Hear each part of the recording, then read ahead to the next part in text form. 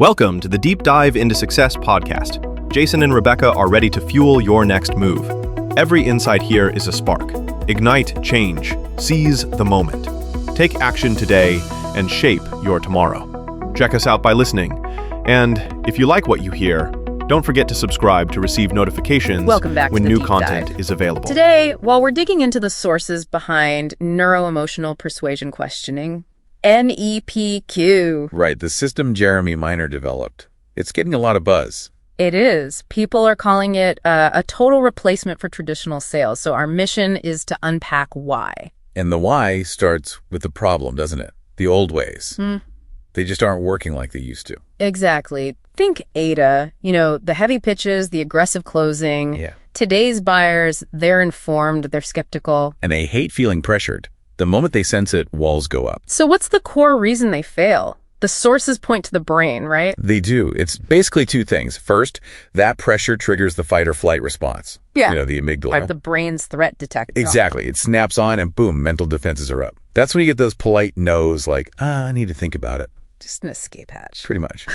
And second, the old ways ignore, fundamental neuroscience. Which confirms that all buying decisions, 100% of them, start in the emotional part of the brain.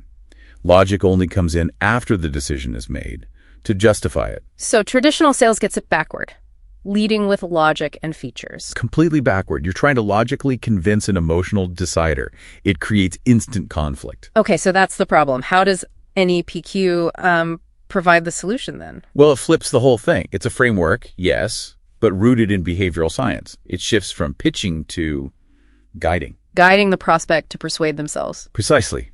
Using specific, non-threatening questions to tap into their emotional drivers, often their pain points. Let's break down that framework. 4 stages, I believe. That's right. Stage 1 is connecting questions. The goal here isn't just rapport. It's actually disarming that amygdala. Disarming it. How? The key skill is tonality. It needs to be neutral, curious, almost detached, like you genuinely don't know if you're the right fit yet. So you might say something like, look, I'm not even sure if we can help, but maybe tell me a bit about the challenge you're facing. Exactly like that. It lowers defenses immediately because you're not pushing. You sound like an equal, a consultant. Okay, but couldn't that detachment seem fake if you're just acting? Good question. It's not about acting detached. The sources emphasize you need to be detached from the outcome. Focus on the process, not the sale. It's a skill. We'll circle back to that skill. So stage 1 disarms. What's stage 2? Situation and problem questions. Now you start exploring, you move past surface stuff to understand their current situation, and crucially, the problems within it. Getting to the real dissatisfaction. Yes. What's not working? What happens when the current way breaks down? Who feels that impact the most? You need to uncover that internalized pain, what they want to move away from. Makes sense. Once that pain is clear, where do you go? Stage 3. Stage 3, consequence and solution awareness questions. This is critical for building urgency. How so? You guide them to quantify the cost of doing nothing, the consequences of inaction. Both financially, like lost revenue. Yes, definitely financially. If this stays the same for 6 months, what's the actual dollar cost? Yeah. But also emotionally. Emotionally, like how does dealing with that problem constantly affect your stress levels or maybe even your weekends?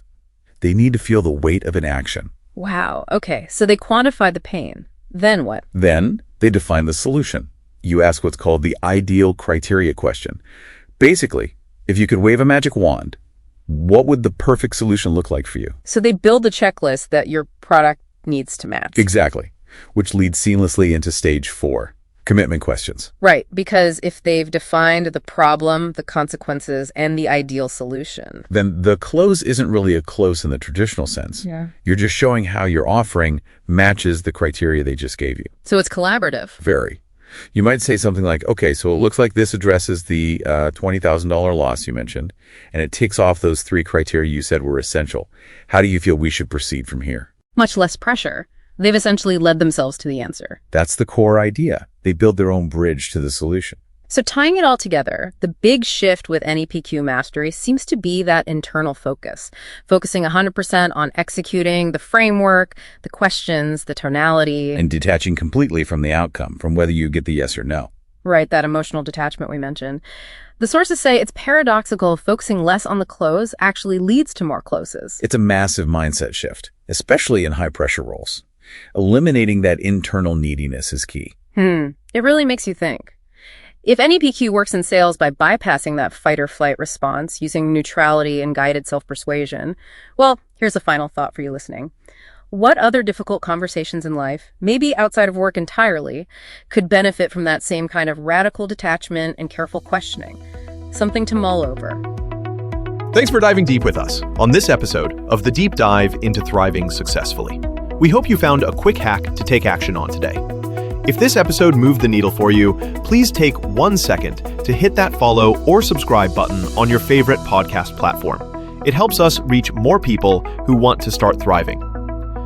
Our content is 100% based on listener requests. We want to cover the topics you struggle with.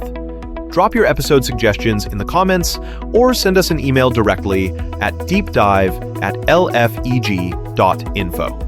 And the best way you can help us is to share this episode with a friend or colleague you care about.